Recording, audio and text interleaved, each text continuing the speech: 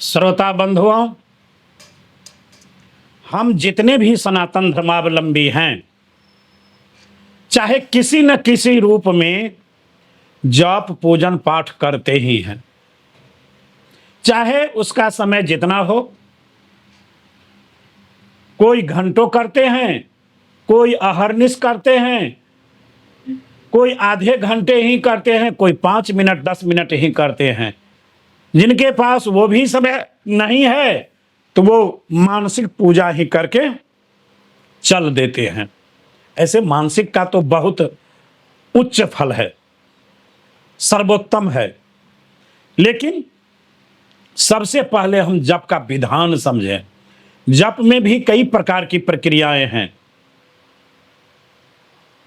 किन मंत्रों का, किन देवी देवताओं का अनुष्ठान अगर हम कर रहे हैं, यज्ञ कर रहे हैं, पूजा कर रहे हैं, तो किन किन मालाओं पर किन देवी देवताओं का जप करना चाहिए, सबका विधान है। तो हम पहले देव स्मरण कर लें, भगवती का स्मरण कर लें। हम मिथिलावासी माँ जगदम्बा को ही अपनी अधिष्ठात्री देवी मानते हैं और यह परंपरा अनादिकाल से चली आ रही है। तो भगवती माँ जगदम्बा का स्मरण कर लें, ध्यान कर लें, फिर आगे की प्रक्रिया जैसी होगी वैसा किया जाएगा। ओम सर्वमंगल मंगल्ये शिवे सर्वार्थ साधिके शरण्ये त्र्यंबके गौरी नारायणी नमोस्तुते। श्रोता बंधु, पहले जप की तरीका समझें। पॉइंट नंबर 1, अंगुल्यग्रेण जज्जप्तम मेरुलंघनम उन्मयस्केन जज्जप्तम तत्सर्वं निष्फलं भवेत्। सभी देवी देवताओं के लिए रुद्राक्ष की माला पर जप करने का विधान है। चूंकि अन्य सब देव हैं और ये तो महादेव हैं,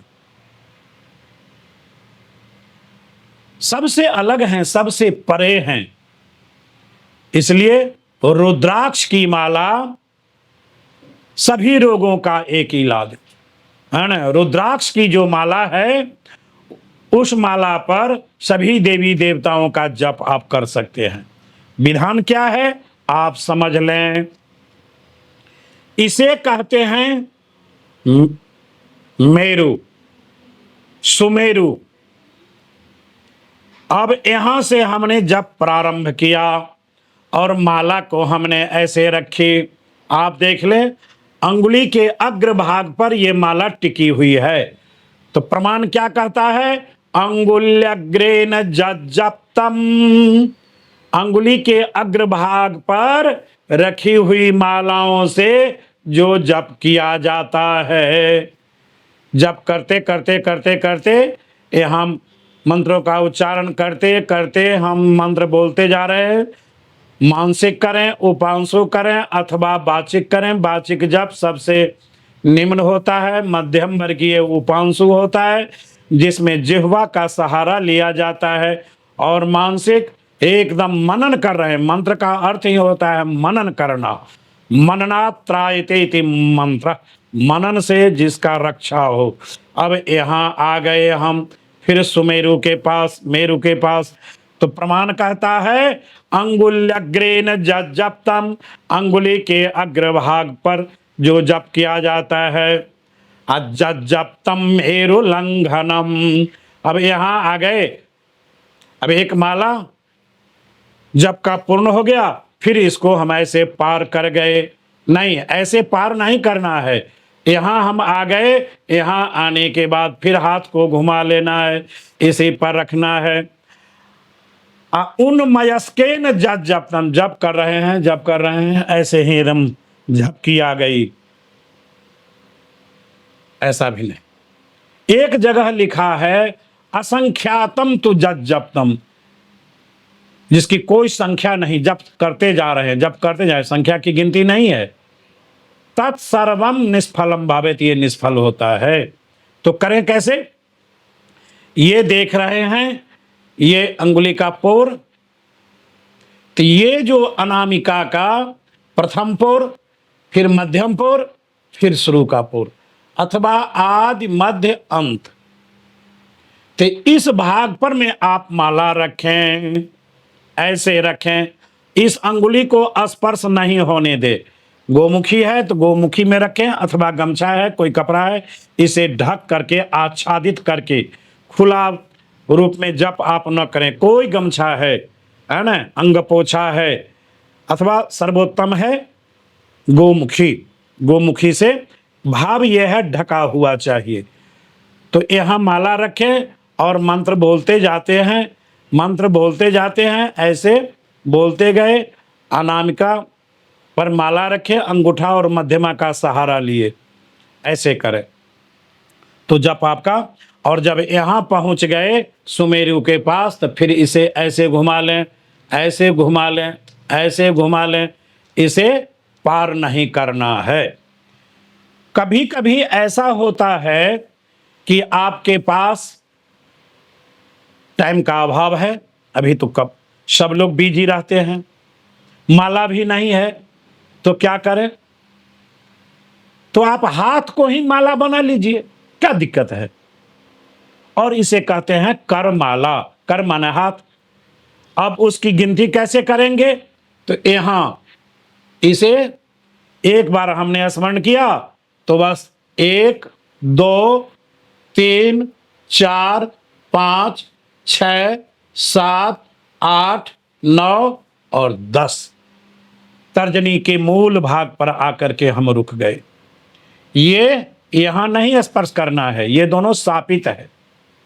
और जब यहां 10 हो गया तो यहां 1 ले लिए, फिर शुरू किए 1 2 3 4 5 6 7 8 9 10, यहां 10 हो गया, फिर यहां ले लिए, 2 10 10 की संख्या हो गई। फिर यहां से शुरू किए 1 2 3 4 5 6 7 8 9 10, यहां पहुंच गए, फिर यहां आ गए। इसे कहते हैं करमाला। तो करमाला पर में भी शास्त्र का विधान है, आप उस विधान से जप करेंगे, आपका जप सिद्ध होगा। यह है विधान। ऐसे मां दुर्गा का नवार्ण मंत्र का जप कर रहे हैं तो रक्त चंदन की माला सबसे मैया दुर्गा के लिए उत्तम है। लक्ष्मी को प्रसन्न करना है तो स्फटिक की माला ले लें, कमलाक्ष की माला ले लें, जिसे कमल गट्टा भी कहते हैं, कमल बीज भी कहते हैं। शत्रु का दमन करना है, शत्रुनाश की प्रक्रिया अपनानी है, बहुत परेशान है तो हल्दी की माला पर शत्रुनाश के लिए, जैसे बगलामुखी आदि का जप हम लोग करते हैं, तो सबका विधान है। और यदि नहीं हो पावे, जब वो माला की उपलब्धि नहीं है, कहाँ से लावें कैसे लावें, तो उस परिस्थिति में तो रुद्राक्ष की माला है ही। तो अब आप समझ चुके कि किस ढंग से जप करना है। हाथ को ही माला बना लें, करमाला इसे कहते हैं। गिनती आप समझ ही चुके। अंगुल्यग्रेन जज्जप्तम जज्जप्तम मेरु लंघनम उन्मयस्केन जज्जप्तम अथवा असंख्यातम तु जज्जप्तम तत्सर्वम निष्फलम भवेत। यदि इस ढंग से आप करते हैं तो आपका जप निष्फल हो जाएगा। और जो विधान बतलाए उस विधान के तहत यदि आप कर रहे हैं तो आपका 100% गारंटी है जो सिद्ध होगा। अब आप जप शब्द का बस केवल एक ही मिनट में, मिनट भी नहीं ले रहे हैं, आधी मिनट। जप का अर्थ क्या होता है? जकारो जन्म विच्छेद, पकारो पापनाश का। ज और प 2 अक्षर है। जो जन्म विच्छेद करता है, जन्मत मरत दुसह दुख होई, अथवा पुनरपि जन्मं पुनरपि मरणं पुनरपि जननी जठरे शयनम, एह संसारे खलु दुस्तारे कृपया पारे पाहि मुरारी। ये जन्म मरण का जो ये संबंध जो लगातार जुड़ा हुआ है, ये पुनः जन्मना, फिर जन्म लेना, फिर माता के गर्भ में आना, ये जो नियम है, इस नियम को तोड़ देता है जो। अब प जो है, पकारो पाप नाश कह, पाप को नाश करता है। जो पाप आप जानते ही हैं, अशुभ कर्म जितने भी आप करोगे तज्जन्य उसका दोष लगेगा, उसे ही पाप कहते हैं। तो जो जन्म विच्छेद करता है और पाप नाश करता है, पाप नष्ट कर दिया, जो जन्म विच्छेद कर गया, बस अब हम उस परम धाम को चले गए जहां हमारे इष्ट देवताओं का स्थान है। तो केवल जप शब्द का ही आप अर्थ समझ चुके, वाणी को विश्राम दे रहे हैं।